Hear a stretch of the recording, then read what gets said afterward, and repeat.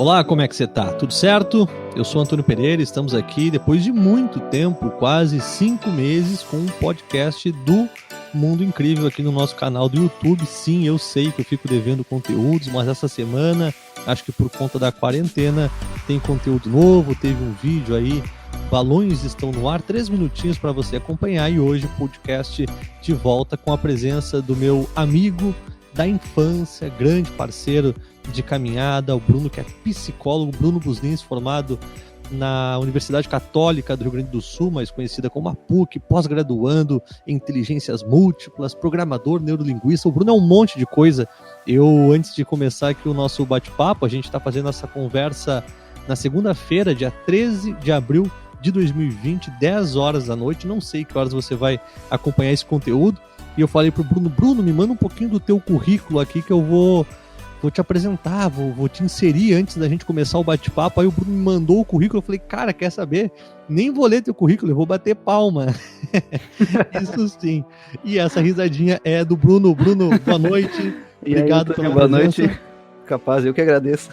Uma boa noite aí, capaz, esse currículo é tranquilo, não é nada demais. Tem um elogio a mais aí teu.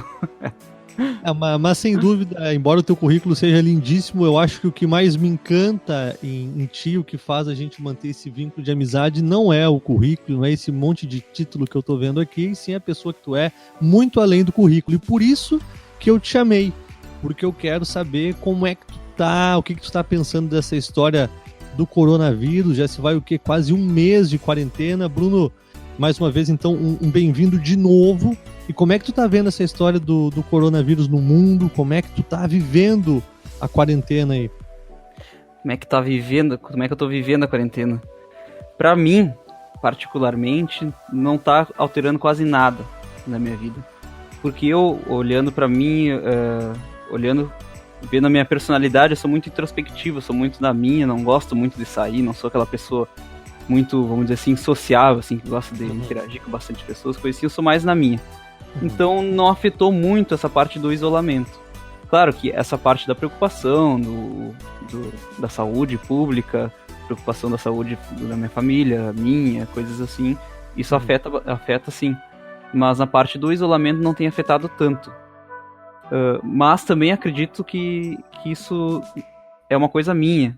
Assim como tem outras pessoas que também não se afetam tanto. Mas também sei que muitas pessoas à minha volta, pacientes meus também, afetam bastante esse isolamento social. Então, tanto essa parte do medo do coronavírus, do que pode causar para a saúde, quanto a parte do afastamento mesmo de outras pessoas. Que eu acho que é bem delicada essa situação. Não, com certeza.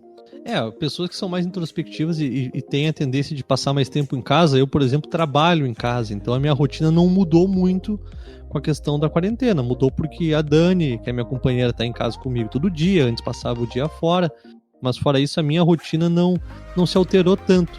Mas Bruno, passado um mês ou quase isso, do coronavírus aqui no Brasil, acho que foi no começo de março que meio que a bomba estourou, então mais de um mês, foi tudo muito rápido, né? Teve carnaval e quase não se falava nisso, e de repente veio uma série de restrições, quarentena, casos aumentando, os estados anunciando o estado de calamidade pública, com perdão da redundância. Como é que tu viu esse impacto assim nas primeiras notícias? Como é que chegou essa história do coronavírus para ti? Em que momento que tu foi vendo a tua ficha cair e tu adotando as medidas de restrição? É interessante até porque eu, no começo, antes de dar um impacto aqui no Brasil, eu andei olhando as notícias e tal, tava rolando as notícias lá na China, e eu tava acreditando que era assim como teve outros vírus que aconteceram, que foi grande, mas não foram tão grande como esse aqui tá sendo. Sim. E não foram tão grandes principalmente para nós aqui. Alguns aconteceram, a gente nem sentiu muito eles aqui. Então eu acreditava que também era mais um desses assim. Até pessoalmente tive bastante contato com a gripe do H1N1, a passada, né, o vírus passado que aconteceu com a gente. E eu acabei, talvez, pegando H1N1, não sei, porque eu tava no hospital, tava com a imunidade baixa pra fazer tratamento de câncer. E tive os sintomas do H1N1. E daí acabei me tratando pro H1N1 e não vi o resultado se realmente eu tava com H1N1 ou não. Então nessa aí eu também achava que era uma coisa parecida, mas como eu tava com boa saúde, né, era algo que não tinha chegado no Brasil, eu achei que não ia acontecer nada. E claro, até falava com meu irmão, falava com a minha namorada, com a Priscila, que de repente era bobagem, que não precisava se preocupar e tal, só que aquilo ali foi me trazendo mais notícias, fui me atualizando, até que, opa, não é bem assim. Vamos se orientar que a coisa tá ficando um pouco mais feia, talvez mais complicada se a gente deixar por isso mesmo, vamos começar a se orientar melhor. E foi aí que me deu o impacto, assim. Foi logo quando começou a dar um impacto aqui no Brasil, assim, ali começo de março, como tu falou. Daí, realmente, aí eu vi que a coisa estava um pouco mais séria do que eu achava anteriormente, mudei a opinião sobre o vírus e fiz a propaganda aqui em casa, fiz a propaganda com todo mundo que eu conhecia, assim, para se proteger, a gente não pode esperar chegar esse vírus para conseguir tomar algum partido do que fazer depois que ele já tá aqui com a gente. Então, todo cuidado é pouco.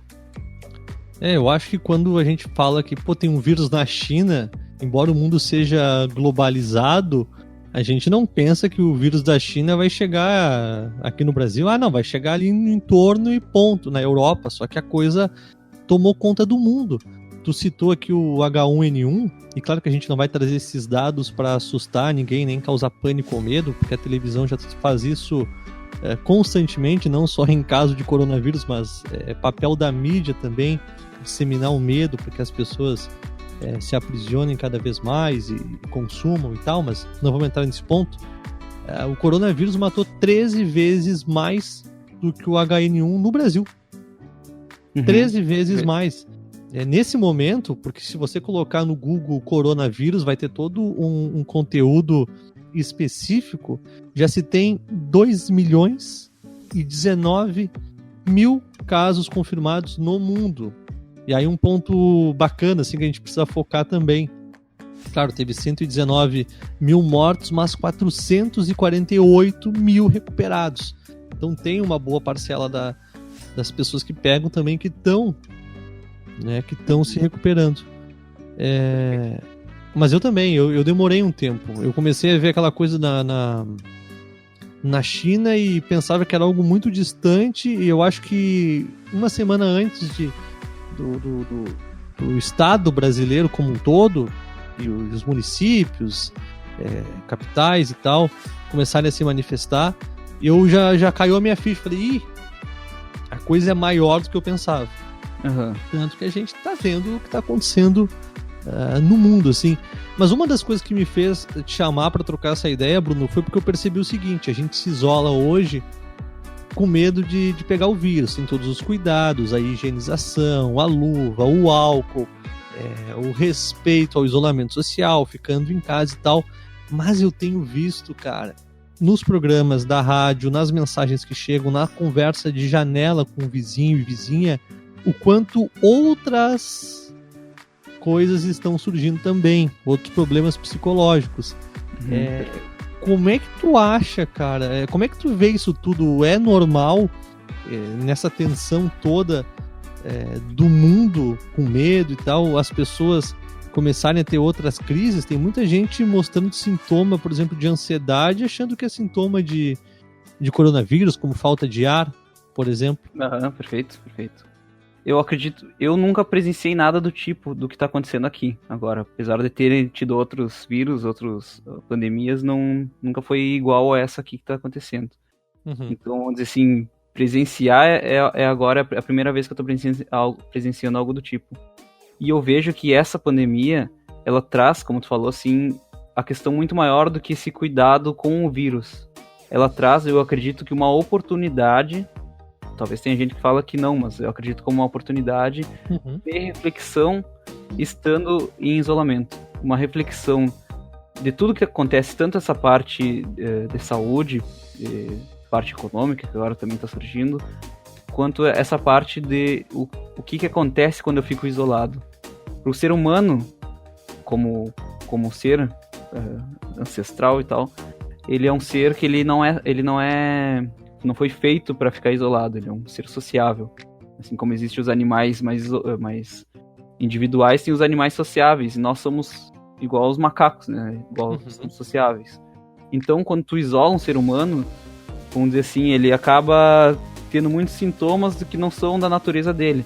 Principalmente essa parte de ansiedade, depressão, pode acontecer também de tá ligado por estar com esse sofrimento do isolamento, ter alguma ligação com drogas, por aí vai. Mas principalmente ansiedade e depressão, por estar se sentindo sozinho, aquele vazio, né? E também, claro, aí junta várias outras coisas também, com preocupações, o medo, como tu falou, por aí vai. Mas o que é interessante ver com tudo isso, eu acredito pelo menos, é que tudo isso nos leva a uma oportunidade única, que, como eu falei, eu nunca presenciei isso antes, e é a primeira vez que eu tô presenciando isso, e pra mim tá sendo uma oportunidade única pra aprender coisas novas, tanto com o que tá acontecendo exteriormente, quanto interiormente, com o que eu presencio, o que acontece comigo, com as minhas emoções, por que eu tenho ansiedade nesse momento, por que eu tô mais triste, por que eu tô mais feliz, quem realmente importa estar junto comigo, quem posso deixar pra depois, as tarefas que realmente são mais importantes, as tarefas que posso deixar pra depois, e por aí vai. Eu acho que isso é bem importante, assim, a gente tá nesse momento pra refletir um pouco sobre isso. Isso é muito curioso, assim, porque eu vejo que essa questão da quarentena, do isolamento, falou muito bem. Essa questão do ser humano, ele ser um ser sociável, não ter na sua natureza a ideia de viver isolado. Eu cito sempre nos programas do Mundo Incrível na Rádio Inverso o exemplo do náufrago, né, em que o Tom Hanks fica lá na ilha isolado, sozinho, e por um tempo tudo bem, até que chega um momento em que ele pega uma bola e com o sangue dele ele batiza e vira amiga, né, que é o Wilson, que ele começa a estabelecer uma relação, porque sozinho, sem um afeto, uma relação afetiva, emocional, de troca, ele estava pirando. Então ele precisou criar uma fantasia, mesmo tendo a ciência de que era ilusória aquela bola, não era uma pessoa, mas alguém com quem ele pudesse se relacionar. Então, de fato, o ser humano, ele sente muito. Eu também vejo esse potencial de reflexão, mas uma coisa que eu acho que talvez tenha impactado muito as pessoas no geral é que um processo individual de reflexão, de questionamento, de elencar prioridades, aquilo que me importa, aquilo que traz sentido para minha vida e o que não traz, individualmente, ok, cada um acontece no seu tempo e vive isso à sua forma. Agora o mundo parou. O mundo parou e todo mundo parou, e quando tu liga a TV, é casos subindo, infectados aumentando, é o colapso do... Ontem eu até brinquei com a Dani, porque já tava dando Fantástico, eu falei, e aí, vamos olhar o Fantástico pra ficar mal ou vamos passar? É verdade. Porque isso, e não é nada contra uma emissora ou outra, mas é um medo sendo disseminado muito forte. Tu, como profissional, assim, que tipo de cuidado as pessoas poderiam ter nesse momento, estando em casa, para não entrar nesse vórtice assim, de negatividade, pessimismo, de pânico, de medo, porque é quase que uma tendência natural de ser consumido por esses sentimentos, né? Perfeito. É o sentimento que mais atrai a nossa atenção, né? É o medo. Quando algo acontece que vai surgir algum medo, vamos dizer assim, a nossa atenção vai focar aquilo ali sempre. Por isso que as mídias, as notícias que colocam esse medo como protagonista, acabam tendo mais sucesso, né? Não é à toa que acabam propagando isso muito mais. Mas o conselho que eu daria, assim? A primeira coisa, eu acredito que seja a consciência do que está acontecendo. Eu acho que a gente criando essa consciência, entendendo o que está acontecendo, diminua um pouco esse medo, para não virar um monstro muito maior do que realmente ele é, ou talvez até para acabar não dando bola e o cuidado que deve ter, né? Porque eu acredito que tenha sempre dois extremos, né? Tem aquela pessoa que tá com muito medo, que pode acontecer qualquer coisa com ela, e tem aquela pessoa que não tá nem aí, tá pouco se lixando e tá vivendo a vida normal. Eu acredito que duas polaridades são perigosas. Então eu acredito que para vencer isso, o equilíbrio, isso, tem que ter essa consciência do que tá realmente acontecendo. Isso é a primeira coisa. E depois, logo, sabendo o que tá acontecendo, como tu falou, preciso ver o Fantástico hoje, sendo que eu já sei mais ou menos o que tá acontecendo. Eu vou, talvez, o Fantástico, ou talvez outro programa, vai afetar o que em mim. Acho que essa reflexão é muito importante. O que eu vou, se eu ligar, sei lá, o Datena, aqueles programas que ficam notícia 24 horas, assim. Muito mais sensacionalista, né? perfeito. Sensacionalista com tudo, ao extremo. Né? Ao extremo. Então, o que eu vou receber quando eu acesso esse programa ou escuto tal coisa? Será que é uma informação? Será que é uma consciência de algo que eu não sei ainda, que vai me ajudar a passar por isso? Ou será que vai ser mais medo, mais terror? Então, acho que tendo essa avaliação, acho que a gente começa a se afastar um pouco mais dessas coisas que nos geram mais medo. E por último, se a gente já tá com medo, ou se tá no extremo oposto, não tá nem ligando, eu acredito que a gente deva fazer um exercício. Se, por exemplo, está com medo, fazer um exercício para vencer esse medo. Claro que cada pessoa vai ter um motivo que está com esse medo, vai ter um exercício mais válido para si. Mas fazer algum exercício de reflexão do que isso está realmente afetando, qual o objetivo e principalmente qual o sentido que isso está acontecendo. Porque eu acredito que quando a gente coloca um sentido no que acontece com a gente ressignifica aquilo que está acontecendo. Perfeito. Então, acho que esse sentido é bem importante, assim. Por que ter medo, o que esse medo causa. Não temer o medo, né? Não temer o medo. Ouvir o que a voz do medo fala. Eu lembro que quando eu era criança eu tinha muito medo da sombra das roupas no varal. E eu sempre dizia, pai, mãe, tem uma pessoa no pátio. E aí eles diziam, não, Antônio, não tem nada, é só a sombra da roupa. Aí o que eles faziam para me mostrar isso? Porque eu não acreditava com eles falando. Meu pai me pegava pela mão, ia comigo até a roupa e mostrava, é a sombra. Aí eu acreditava. Esse é um exemplo do encarar, né? De não temer o medo, ver o que o medo te fala, aceitar o sentimento e passar por cima dele. Porque eu acho que a gente está tendo realmente, como tu falou, Bruno, uma belíssima oportunidade de se olhar no espelho. É como se, com a gente pronto ou não, as luzes foram ligadas, as cortinas foram abertas e agora a gente é obrigado a se encarar.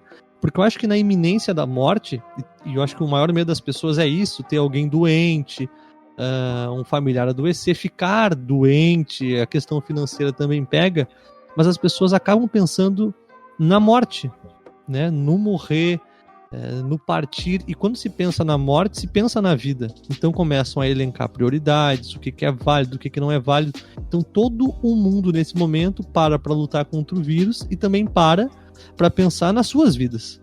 O que eu fiz até agora? O que eu quero fazer daqui em diante? Será que eu tenho vivido a minha vida conforme aquilo que eu acredito? Será que não? Então é de fato uma excelentíssima oportunidade que a gente tem de mudar a nossa forma de ver e viver a vida. Perfeito. Um ótimo exemplo é tu, por exemplo, se digamos que tu tenha que seguir indo no teu emprego e seja correndo um risco de vida, ou pegar o coronavírus, coisa assim, esse emprego que eu tô indo, realmente ele faz sentido pra mim? Realmente vale a pena eu arriscar minha vida pra seguir nele? Ou de repente não é isso que eu quero? Isso já surge uma questão muito valor pra reflexão do quanto aquela vida tá condizente ao que eu quero ou não. Tanto do emprego, quanto as pessoas. Vale a pena eu estar com qual pessoa? Se vale a pena eu dedicar tempo com fulano, com ciclano, eu fazer atividade X, Y, o que vale a pena eu fazer? Eu acho que isso já automaticamente, querendo ou não, a gente já cai nessas reflexões, né?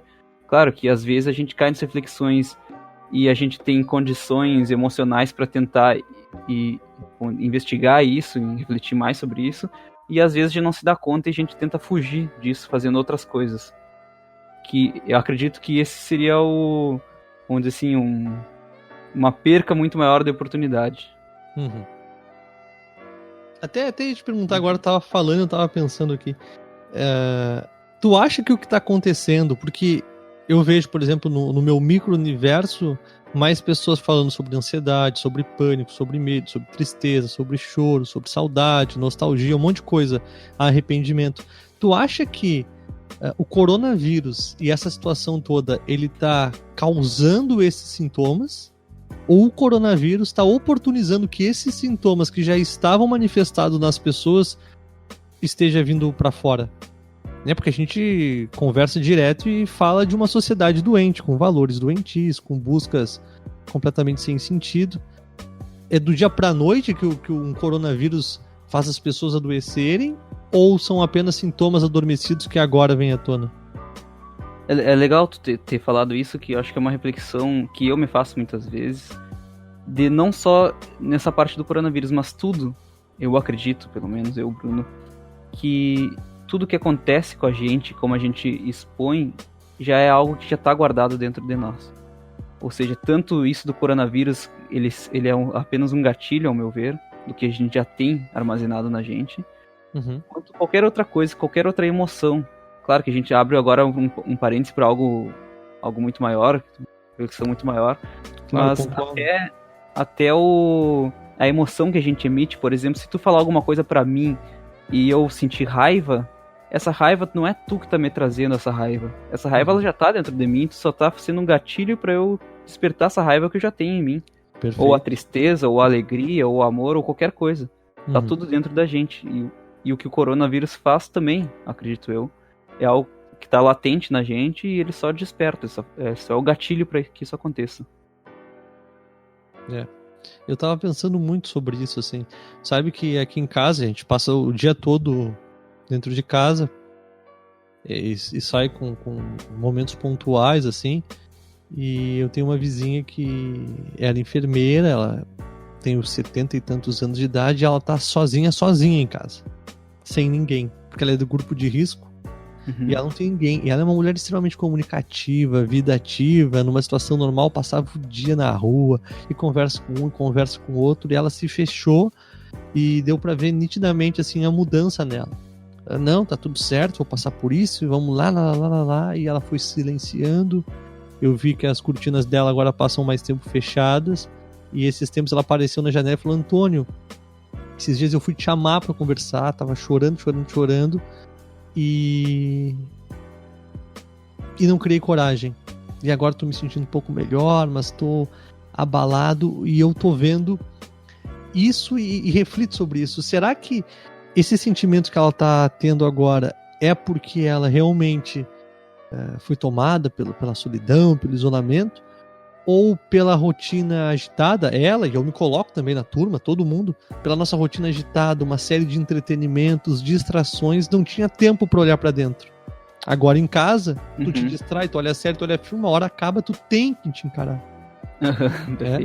Em algum momento tu vai te encarar, nem que seja 10 minutos antes de dormir. E aí eu acho que tá tendo todos esses despertares, né? Perfeito, eu acho ótimo que isso aconteça. Claro que devido às proporções, tem gente que não consegue tanto levar de boa como muita gente leva. Então pode ser que ela esteja realmente num processo de depressão, num sofrimento muito grande e tal, que tem o seu lado muito ruim, mas também acredito que tem esse lado bom que faz esse despertar, como tu falou, né? É começar a olhar pra ti e ver coisas que tu não via antes. Eu acredito que a gente tá sempre aprendendo algo novo, e quando a gente aprende algo da gente mesmo, acho que o valor é muito maior. É uma coisa que ninguém nos tira, né? É nosso, Sim. É nós sobre nós. É uma coisa muito, muito curiosa, porque uma coisa que me encanta na natureza, por exemplo, é o processo de transformação da lagarta para a borboleta. E eu já vi em alguns documentários, leituras assim, que se tu for assistir o processo da lagarta em virar borboleta, tu te sensibiliza com aquela situação e a tua vontade é pegar e tirar dali. O processo para que o animal não sofra. Só que aí eles falam uma coisa: se tu interferir naquele processo dolorido, sofrido, angustiante, até desesperador, porque parece que não vai conseguir sair para passar pela transformação, a borboleta até sai, mas não vai ter força na asa e não vai conseguir viver. Então é preciso passar por toda aquela dor para sair fortalecida. E aí já vou te fazer uma outra pergunta, assim, eu quero ver o que tu pensa sobre isso, não é nem tanto no mundo da psicologia, mais uma visão pessoal, assim. Sendo essa uma situação global, estando todas as pessoas no mundo pensando nas suas vidas e prioridades nesse momento, tu acha que o mundo vai mudar a partir de agora ou não? É difícil responder isso, mas eu acredito que mudar não muda, né? Eu acho que nada, assim como o coronavírus não mudou totalmente o mundo vamos dizer assim, para pior, também a gente não vai mudar totalmente para melhor. Então, eu acho que existe mudança, sim, mudanças individuais, mas eu acho que não vai ser aquela coisa assim de 880, assim, de repente tudo se transforma, de repente um novo mundo agora surge. Eu acho que tudo é aos poucos, né? Não sei o que tu enxerga disso. Não, perfeitamente. Eu parto da mesma premissa. É que eu acho que muita gente está lidando com isso, e talvez até tenha um algo a mais, algo divino nesse evento da natureza que a gente está passando, mas tem muita gente falando que isso estava escrito, que isso aí é um castigo, ou que é uma oportunidade de mudança do ser humano, que agora o mundo vai mudar, nada mais vai ser como era antes. Eu sou, não sei se um pouco pessimista ou realista, mas eu acho que assim, algumas pessoas vão ter mudanças pontuais nas suas vidas, assim como a gente conversou aqui, de prioridades, escolhas, trabalho, relacionamento, mas uma mudança global de prioridade do mundo, não, o consumo ainda vai ser a principal fonte, a gente ainda vai caçar o dinheiro, vai correr atrás do próprio rabo. Acho que muito pouca coisa vai mudar nesse sentido. Algumas poucas vão se espiritualizar porque a situação demanda isso, mas não vejo uma mudança no mundo, uma mudança de paradigma, uma nova era, assim. Não sei, acho que não. Acredito que não também. É que acredito que as coisas não mudam assim tão rápido, né? E se for ver, é muito rápido. O que é um mês pra tentar mudar gerações? Pra tentar mudar culturas? Então eu acredito que é muita mudança, teria que ser com pouco tempo. Talvez se a gente ficasse um ano isolado, com um perigo muito maior, talvez tivesse uma mudança maior ainda. Mas acredito que não vai haver, mas não é tanto assim. Assim como sempre tem, né, mudanças. Acredito que é maior do que a mudança normal que exista, porque agora a gente tá vivendo um evento anormal, né? Sim. Diferente. Então acho que vai ter uma mudança um pouco maior diante disso. Mas concordo contigo. Às vezes eu penso, não sei o que tu acha, que talvez a mudança que se veja no mundo seja muito mais uma questão em cima do universo globalizado. Eu acho que o aumento do controle do Estado sobre a população vai aumentar. Talvez o coronavírus seja a desculpa essencial, primeira que se precisasse para aumentar o controle, a celular, a localização. Já se tem isso, né? Já se tem, mas ainda mais. E aí eu cito o livro 1984, do George Orwell, em que ele trata do Big Brother, né? Que é o grande irmão, em que o mundo todo é vigiado, em que se sabe tudo sobre todos, tu não consegue dar um passo sem que seja percebido. E na China já tá rolando uns lances assim, né? As a pessoas agora, né, do São Paulo era assim também. Entende? Porque aí a gente precisa controlar, e o controle vai ser ainda mais, precisamos saber o que tá acontecendo, quem é que já passou pelo corona, quem é que não passou, quem tá infectado, quem não tá, quem é grupo de risco, quem não é, e assim naturalmente se insere um mecanismo de controle social ainda maior, e a gente vai... Eu não sei se tu já viu aquele filme The Circle, com a Emma Watson. Não é o que eu pensei. Não? Não vi. É que tem um outro com o mesmo nome que é bom, né? Tá, tem um outro que é... Mas é outra proposta, é outro filme. Que é The Circle também. Então. Eu olhei os dois. Esse que eu tava te falando, ela mostra o ápice da globalização, assim, em que a vida dela passa a ser transmitida 24 horas por dia. Cara, é assustador, assim. Mas sabe que o que eu acho interessante é que eu acredito, pelo menos, que esse controle, vamos dizer assim, ele não vem de cima pra baixo. É nós mesmos que fazemos esse controle acontecer. Hoje em dia, por exemplo, todas as informações que tu quer saber de uma pessoa, ela tá disponível online, praticamente a maioria das informações básicas tá disponível online, não porque alguém forçou a pessoa a colocar ali, e sim porque ela mesma quis colocar. Numa rede social, perfeito. Numa rede social, tu coloca tuas fotos das tuas férias, onde tu foi, tu coloca o que tu tá te alimentando, tu coloca foto dos teus filhos, da tua família, tu coloca tudo, tu coloca se tu tá casado, solteiro, tu coloca onde tu tá trabalhando, qual hora tu sai, qual hora tu volta, o que tu come. Todas aquelas informações tu coloca, vamos dizer assim, porque tu tá querendo colocar e não porque alguém tá te forçando a colocar. Então, de uma certa maneira, a gente já tá inserido nisso, né? Por vontade própria, né? E é muito louco, sabe? O que eu acho que é louco, Bruno? Que a gente, por exemplo, quando vai entrar num site, vai baixar um programa, vai fazer a inscrição numa rede social, tu aceita uma série de termos, que sei lá, tem 10 páginas, quem é que lê essa porra? Ninguém lê, velho. Ninguém lê. Aí concordo, aceito, entra num site, tem cookies, aceito, tá, deixa eu mexer. E aí tu tá de alguma forma dando permissão pra que tudo sobre ti seja visto. Uhum. Verdade. Mas quando eu digo desse controle, claro, o que tu falou é perfeito, encaixa, e a gente faz questão de mostrar cada vez mais.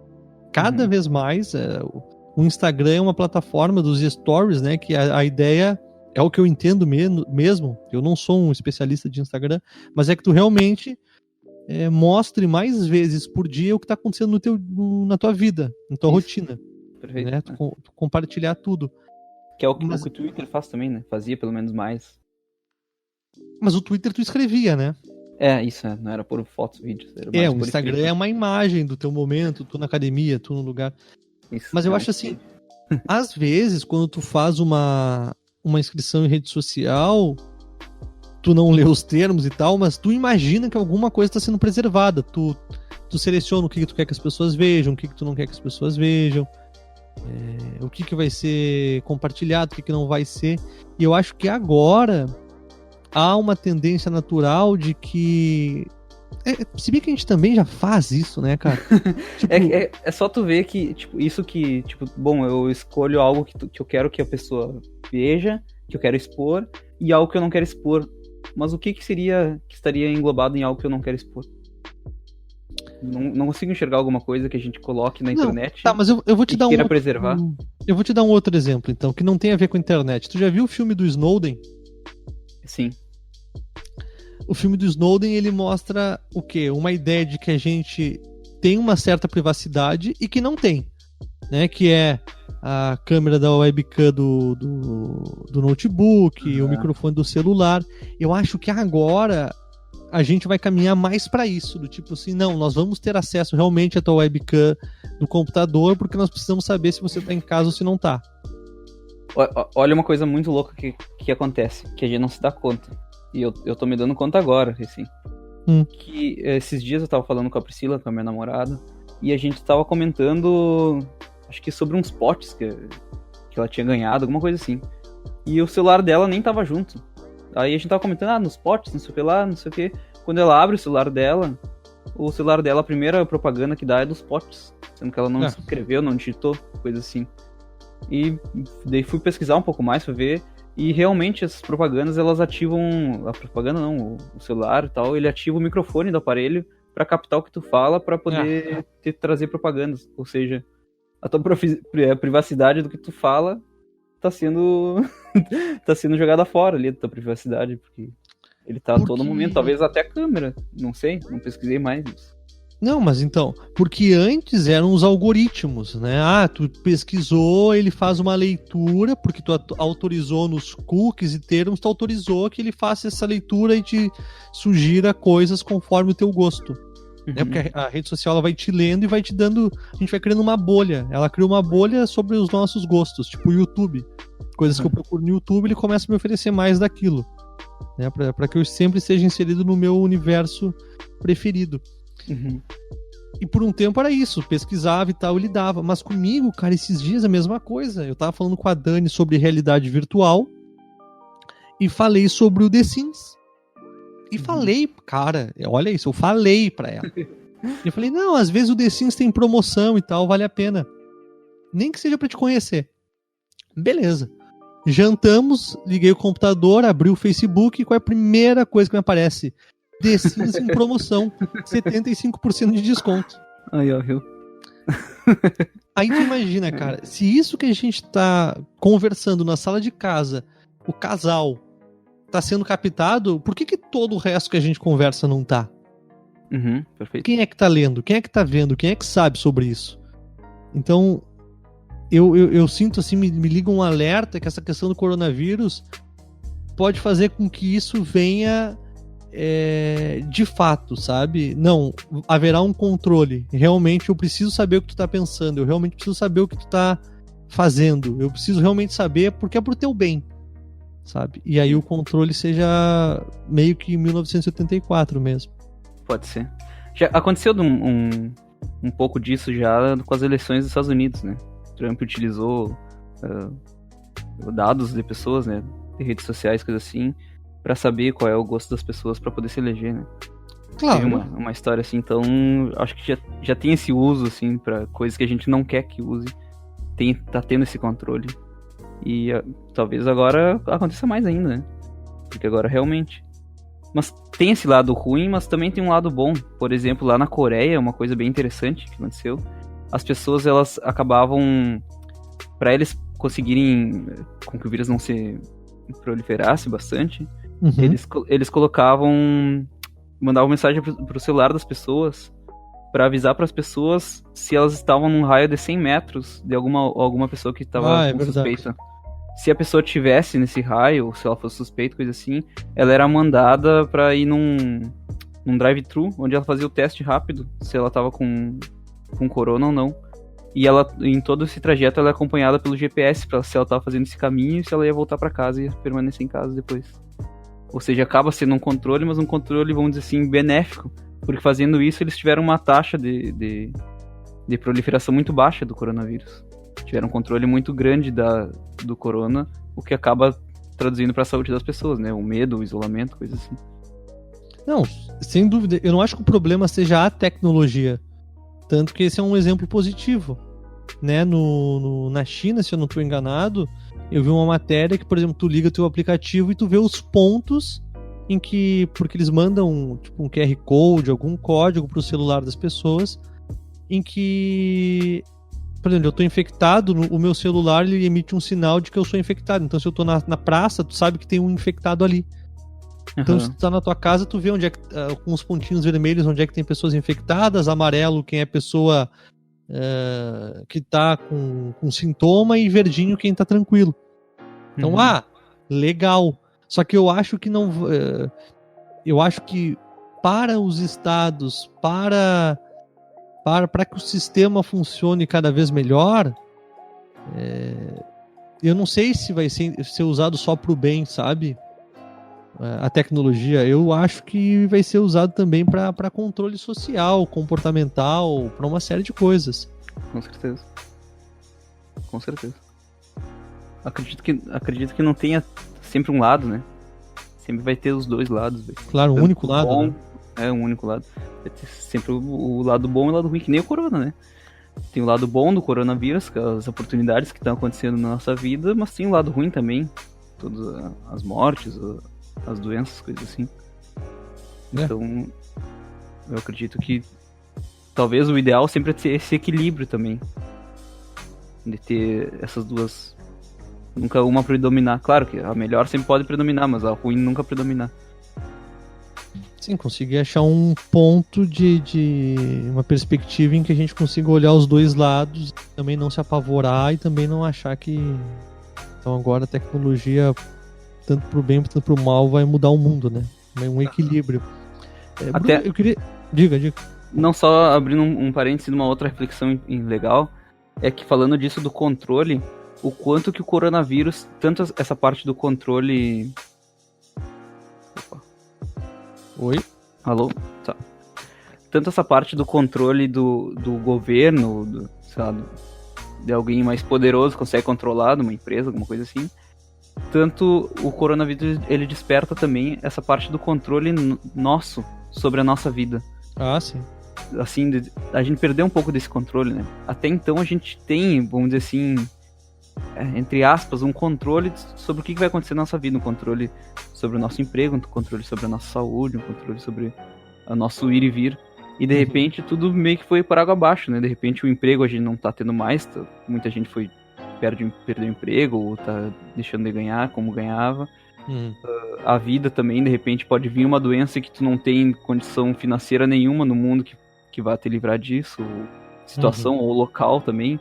Algumas cidades tu perdeu até a capacidade de ir e vir, porque fecharam fronteiras, coisa assim. Então, o controle que a gente tinha ilusoriamente acabou se indo por água abaixo. E muito disso traz um medo muito grande nas pessoas. Nós todos, né? De perder esse controle.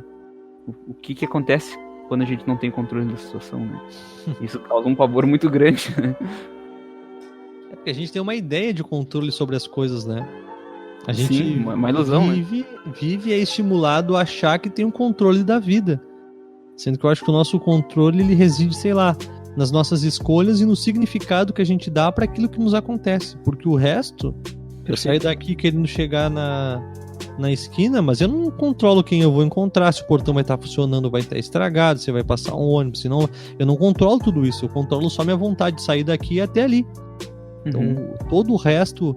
Só que como a gente tem essa tendência, eu acho que o ser humano ele carrega um componente de eterno, né? Eu chamo assim, um componente de eternidade, talvez pelo nosso espírito ser imortal, ele ser atemporal, a gente carrega uma ideia de que não, amanhã eu faço, depois de amanhã, e vai levando a vida como se tudo estivesse sob o controle, que eu sempre teria um dia a mais. E eu acho que agora a gente perde isso e percebe que, a linha é muito tênue entre vida e morte. Tudo aquilo que eu achei que estava na palma da minha mão nunca esteve. O que eu faço a partir de agora, né? Por isso eu acho que essa histeria é tão grande. Perfeito. E eu acho que para os dois extremos, né? Tanto o extremo daquela pessoa que tem um medo muito maior do que está acontecendo, por ter perdido esse controle, não sabe o que vai acontecer, quanto daquela pessoa que acaba negando esse medo. Então, tipo, não, isso é uma bobagem, eu vou continuar saindo igual, tem que vida normal, coisa assim. Talvez seja algo que ela tá pensando conscientemente, mas talvez seja um medo, uma tentativa de fugir do medo também. Uma fuga. Uma fuga. Porque eu acho que uma das coisas mais difíceis que tu faz na vida é ter a ousadia de querer se conhecer. É porque querer se conhecer não é então tá, vou me conhecer. Meu amigo, é uma cebola infinita. Né? E cebola faz chorar. Cebola é gostosa, é saborosa, tem bem temperadinha, mas chora quando corta, né? Então imagina. São 10 anos aqui, não acaba essas camadinhas de cebola, não acredito. É verdade. Sei lá, achei que eu tinha superado isso, não superei. Então, eu acho que requer muita coragem, assim, eu vejo muitas pessoas negando, né, o fato. Eu vejo bastante. E eu sempre tomo muito cuidado com aquilo que é extremo, tanto para A quanto para B. Eu acho que quando a gente tem uma necessidade muito grande de parecer algo, seja totalmente liberto ou totalmente inverso, tem negação em um ponto. Tem algo que eu tô escondendo aí. O que é?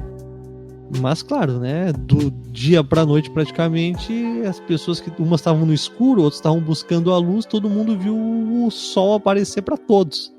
Então acho que é um impacto grande mesmo, não tem como ser diferente.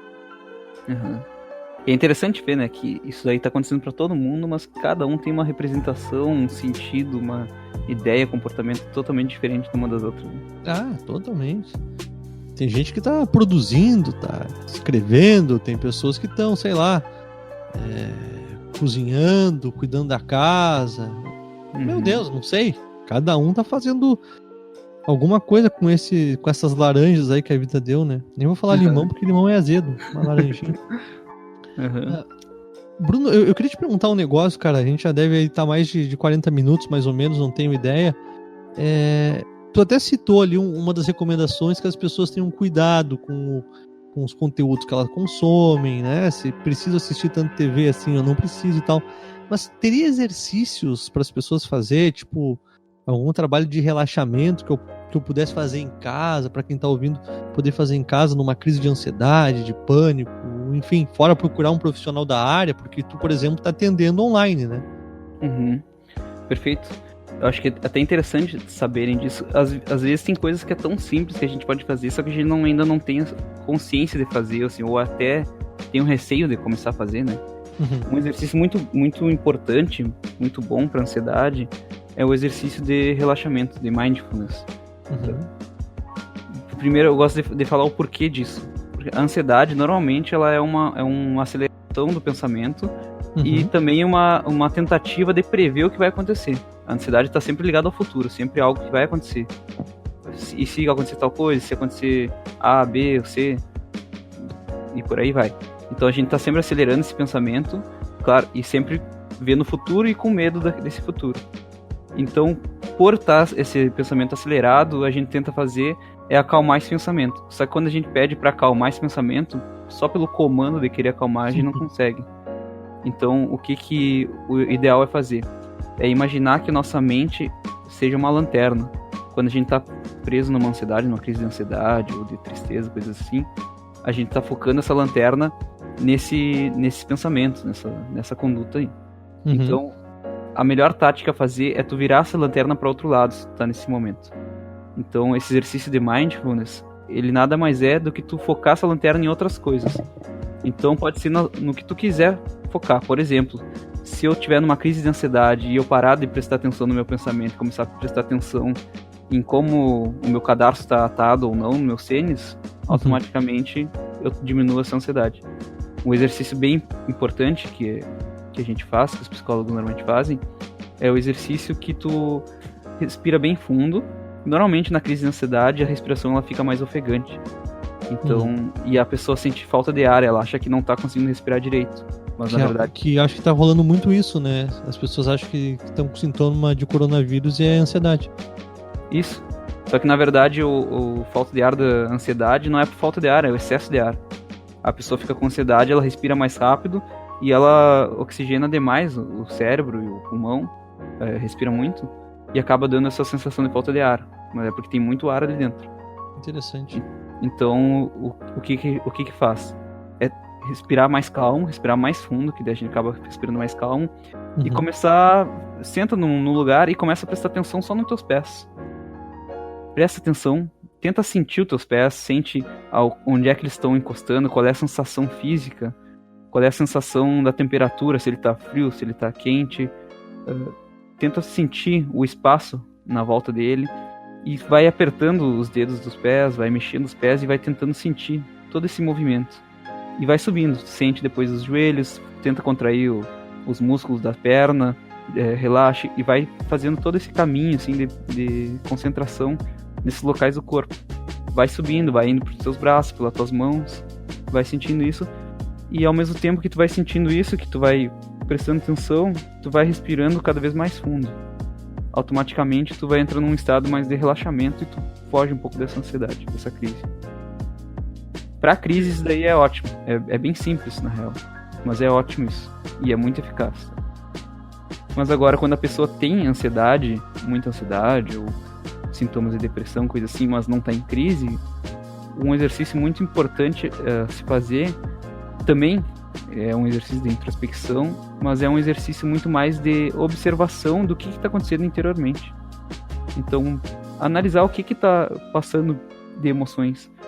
É estranho, mas muita gente não consegue perceber quais emoções estão sentindo ou quais pensamentos estão tendo. Algo, vamos dizer assim, que a gente convive durante a nossa vida toda, mas a gente não tem tanto contato assim como gostaria de ter. Então, é um momento que a gente pode olhar assim, quais são os pensamentos que eu tô tendo agora nesse exato momento, enquanto eu tô ouvindo esse podcast, o que eu tô pensando, quais são as emoções que estão vindo em mim, aonde que eu sinto essas emoções, é no peito, na cabeça, no pé, qual é a sensação dessa emoção, pensamento também, quantos pensamentos eu tô tendo, qual é o padrão desses pensamentos que eu tô tendo. Quando a gente começa a pensar isso, quando a gente vira um pouco mais observador do que nos acontece, a gente se distancia do que tá acontecendo. A gente não vira o protagonista, né? A gente só observa. E isso faz a gente ter uma mudança, uma ressignificação do sofrimento que a gente está tendo, seja ansiedade, depressão ou algum outro. Eu em termos leigos, assim, mas eu sinto que é trabalhar o estado de presença, né? De estar no momento presente, de entender o que a tua cabeça está falando e não necessariamente se identificar com teus pensamentos. É conseguir entender que existe uma instância na psique, na mente, na tela mental de cada um, que existe além do pensamento, porque a gente está pensando quer queira ou não. O pensamento está aí sem parar. Então conseguir, acho que fazer um distanciamento é primordial. É uma ferramenta de se perceber, de se conhecer, né? Perceber. É autoconhecimento, né? E uma coisa interessante também que é uma coisa que eu fazia direto, assim, eu fui aprender depois com a psicologia e muita gente eu vejo que faz também, é se apegar a muitas verdades. Então, tal coisa aconteceu, ou alguém falou tal coisa, ou li tal coisa, e se apegar aquilo como uma verdade incontestável. Então tem um exercício que a gente faz na psicologia, que é observar a generalização. quando a gente fala assim, todo mundo, por exemplo, tá todo mundo morrendo na China com esse vírus. Quando a gente usa essa palavra, tá todo mundo morrendo, a gente assusta nós mesmos. A gente não se dá conta, a gente assusta o nosso cérebro, isso. E não é uma verdade, não tá todo mundo morrendo. Grande parte da população tá sendo atingida, tantos por cento estão morrendo, tantos por cento estão só sendo atingidos e não estão morrendo. Existe uma coisa mais detalhada ali, e quando a gente detalha mais, olha, não é todo mundo, é só tantas pessoas. Pronto, isso já acalma, isso já se torna mais factível. É um exercício bem simples de se fazer, que às vezes a gente não se dá conta. Todo mundo acha que eu sou uma pessoa ruim. Quem são todo mundo? Todo mundo é, sei lá, meu amigo, meu pai e minha mãe. Quantas pessoas são? 3. Isso é todo mundo? Não. Bom, já muda totalmente o contexto do que tu acabou de afirmar, né? E é chocante, né? Porque é um pequeno exercício de questionamento, né? De observação. Só que é tão automático, cara. A gente vive num piloto automático tão grande que não há tempo, não há espaço, não há lanterna para nos direcionar a esses pontos, né? Perfeito. E faz toda a diferença. Bom, Bruninho, chego aí quase 1 hora de bate-papo. Quero te agradecer por hoje. Eu que agradeço. Acho que foi muito legal nossa conversa aqui. Acho que foi bastante positiva, acho que bastante agregadora. É o conteúdo aqui voltando para o canal do Mundo Incrível no mais alto nível, e eu fico feliz que tenha sido contigo. Obrigado mesmo por disponibilizar esse tempo pra gente. Eu que agradeço. Agradeço a ti, agradeço quem tá escutando também. E vamos seguir fazendo mais. Vamos conversar mais. Tem muita coisa que a gente pode refletir. E juntos a gente constrói muita coisa. Com certeza, com certeza. É sempre um prazer falar contigo. Muito obrigado, Bruno. Muito obrigado a você que esteve conosco aqui até agora, que tá ouvindo de tarde, de madrugada, perdeu o sono, não conseguiu dormir, conectou aqui. Legal. Isso é uma coisa que me chama a atenção, sabe, Bruno? Porque o Mundo Incrível, ele é o canal do Mundo Incrível, ele é... Não tem nenhuma alimentação, assim, eu não posto conteúdo nunca, mas tô sempre sendo notificado de que teve gente assistindo o vídeo nos mais diferentes horários. Então, acho que é muito legal isso. Então, para você, esse conteúdo aí que te faça bem, que agregue, que some na tua caminhada, na tua vida, e num futuro não tão distante a gente tá de volta aqui com mais bate-papo, tá bom? Isso aí. Obrigado. Valeu. Fique bem e até a próxima. Acompanhe os nossos conteúdos por aqui. Valeu!